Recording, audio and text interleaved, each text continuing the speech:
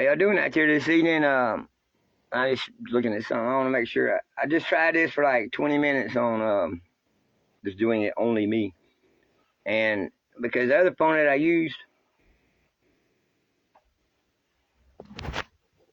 that one right there, chewed up my last cord. And let me tell you something. Before you say, Bill, put them up, Bill. I'm teasing. I know she's teasing. She's 7 months old. Just went into heat. She got plenty of things to chew on. I've given her 1,000 alternatives. She just got. She knows what it does. It's just like the other baby girl, the little black girl that I love to death over there at the trailer. She knew exactly what it was. And some dogs, man, they know what's right for you when you think you do, and they'll do it for you, and you ain't gonna like it sometimes because you'll misinterpret it, their intentions. Now, I'll just take it as she knows that a lot of the feelings she seems to have to absorb from me, the bad ones, seem to have something to do with this. There's a connection, and there is, because that's how we're connected to information and even conversations with people we know in the real world, not just the social media world. But now I wasn't really gonna do a lot tonight, live tonight. I took baby out for her first time after dark, and we went and planted some passion flower down here off the power line where it's gonna get all day sun, but be at the edge of a wood line, and some evening primrose, which I probably won't see this year. I'll probably see them next year. You really, if you ever plant evening primrose and you feel like you messed up because it didn't sprout that first year, don't worry about it. You'll be fine. It'll be back next year. You got to get some seeds. Matter of fact, learn what you're planting. Actually, there's a lot of things that are better to plant at night. There's a lot of things that you can plant under the new moon, and there's a lot of things that you can plant under the moon when it's well lit, not necessarily the night and moment of the full moon, but about 3 or 4 days before, about 3 or 4 days after. Especially with these super moons. I've pretty much read the Farmer's Almanac my entire life. It was something that was in our house because that's how my grandmother really enjoyed it. My mom used to get Mother Earth News. So a lot of these things that about moons or the natural effect, not the naturally super effect, but the natural effect of the moon, or the things that farmers or people have done for centuries, and why they do them, were explained in these, So and we didn't have the internet back then, of course. I don't want to sound like some of these X generation professionals out here. I'm always getting in the real. They had to remind me about drinking out of a hose and a bunch of other bullshit that was really don't. I still do to this day if I had to. But but the thing is, it was just a whole different thing. Reading and the magazines, because they were always there. Today you got a reel or even a YouTube video or Rumble or something. It might be longer. You can get even tutorials out on here, how to do's, all that kind of stuff. DIY on YouTube, that's for sure.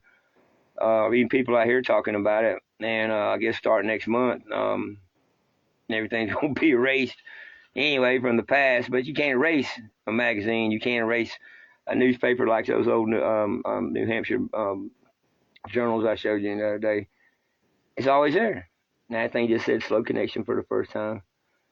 I just try, I got something worked out with this now. I finally found the spot, like the one freaking, 2 square inches, and on this side of this ridge line right here, that gets good signal to do a feed off of it. I'm still doing it off the hot spot, but I got plenty of battery tonight, and I know last night I got a cut off, and that was good because I didn't need to keep going on. I pretty much made my point. And when I'm not going to apologize about that, I want y'all to know how difficult it is, and really, truly difficult for people. When I was just watching a Melody, she was finishing up one of her readings, and for people like any of us out here, even you, when you try to explain something to a family member that don't want to hear it, or a significant other, or a child, or adult child, or friends, or just work acquaintances, trying to add something into a conversation, trying to have a different conversation than everybody else is having. Um, the hard conversations or the hard things to tell people are only hard because you think they're gonna hate you or run away from you or be mad at you or laugh at you. Once you've had all those things done to you so many times, you don't give a fuck about that. I wouldn't even be. I mean, I'm not gonna sit there and say don't worry about it because it's human nature. It's social human nature to worry about what others think. But when you reach the point to where you really even just 90% of the time don't give a rat's ass what somebody thinks, you're able to make more of an impact with what you're saying. Even if it comes with, well, especially like from me, I'm going to show some emotion because I think that's very important. And in an emotionless time period where people actually can take a pill because they're laughing too much or crying too much, and who made that determination that we put the cap on that, the limit on crying and laughing. They did it to the individual because they were doing it and so doing it around people and social situations, and people were getting on to them. That's why you leave people alone. And I ain't talking, and I'm not talking about that sad Sally, that always, every time, he always gets invited to the events or the parties or whatever, and somewhere after about 4 or 5 beers, she's like, oh, my old man let me out, and then this old man let me, and well, all of them let me. That's why. But anyway, just on a serious note, that's, matter of fact, I think we talked about this probably several times, actually, and, you don't really even get dressed in the morning for yourself. You get dressed for what you want other people to see or what you think they want to see in you. Even that's those of us that are not so stuck on the mirror. We're getting dressed because what we think are the expectations of what we are, who we are, or whatever we're supposed to do. Thank goodness for me, I never had that problem. But I tell you what, when my sisters would get dressed up, or even my mom or my granny, and to go somewhere, even like church, I was always asked how they looked, and I was always honest about it for what I saw. And my I would say expectations, but they say beauty's in the eye of the beholder. But what I find beautiful is a woman that's actually feeling good about it. You can tell, do I look okay? That's when they don't really want to wear what they're wearing. They think that's what you want to wear, but they don't like it. That's just a rule of thumb, man. I don't really actually go for every situation. Hey, Don, how you doing, honey? I don't have to do it for every situation in the world, but there you go. Now, in saying all that, social situations, we're having to deal with folks out here that all of us kind of in a way, and see some of us do it. And I'm not one to throw much on beliefs out there to you. I'm not gonna, even when we talk privately. You can ask, well, you don't have to ask nobody because we're talking privately, so you don't know who the fuck it was. But anyway, when I'm talking to folks on the phone, even, I just, I don't deal with my beliefs.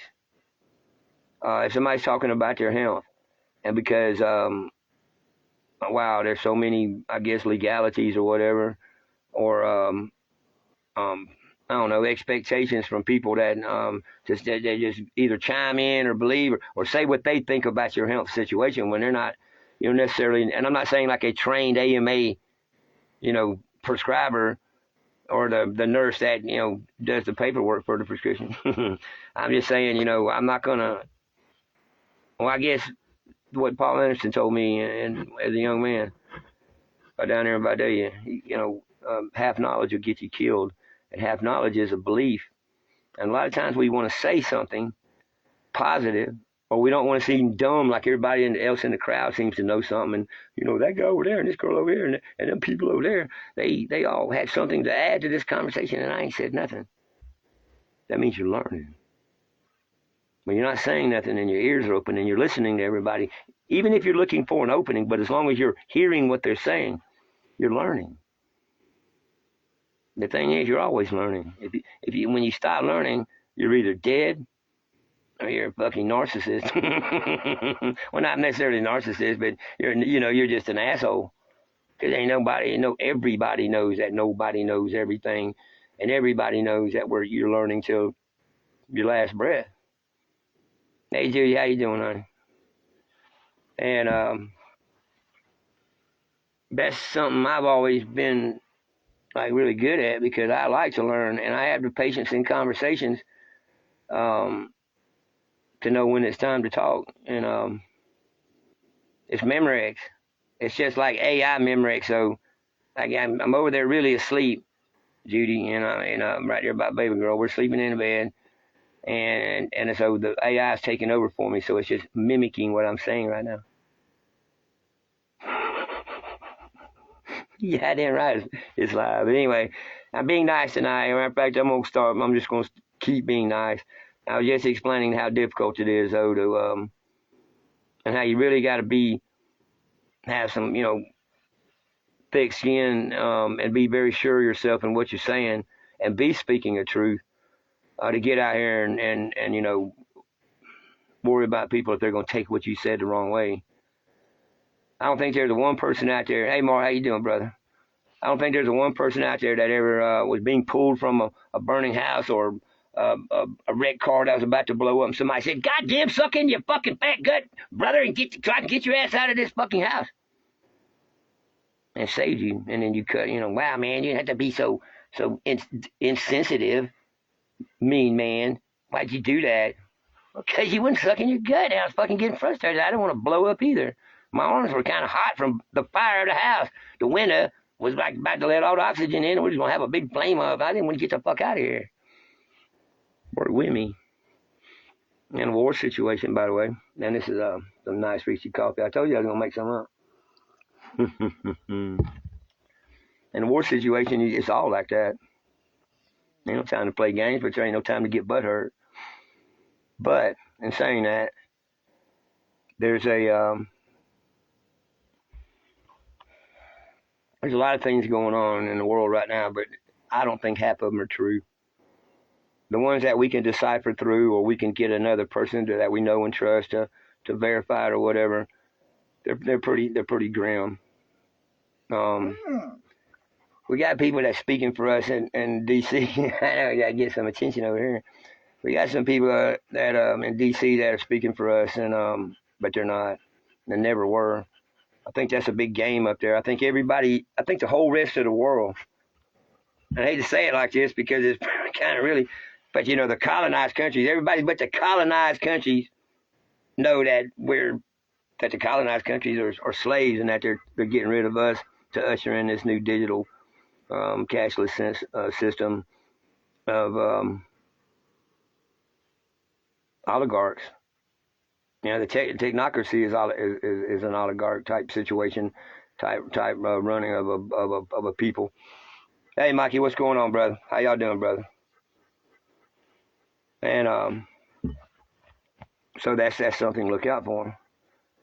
Now, about last night, the reason why I was getting so upset is because when you really do actually know something, you've seen it with your own eyes, and other people not only collaborate with you or have seen it with their own eyes too, it doesn't really matter about that. When you're very sure about something, when you know something, and then you have the life experience to back it up, so you're trying to put out a little wisdom or to show that that the people that you love or the people that you need. How about this?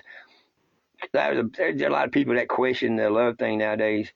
They get it mixed up with like a lot. You love everybody, but you ain't got to like no damn body. And like never was a part of the equation of love. Loving life, the life type, the natural love of this earth and the things on it that even have a food chain and eat each other. It's a love for life and other things to live, so that you can live. Because you're not, no person's an island. Nobody can do it on their own. You can try. You can try hard. You can even think that you're have these abilities to do stuff like that. But there's something that's just either built into us or something that goddamn Inky put into cloned into our DNA or whatever, that we're social creatures, and a lot of times we're gonna. Matter of fact, we're such social creatures that many times we emulate each other when we don't know what to do, and that's why the belief thing is what I kind of want to talk about in the new normal. There's so many things that talked about, and then they get talked about some more, and there don't ever seem to be a solution for it.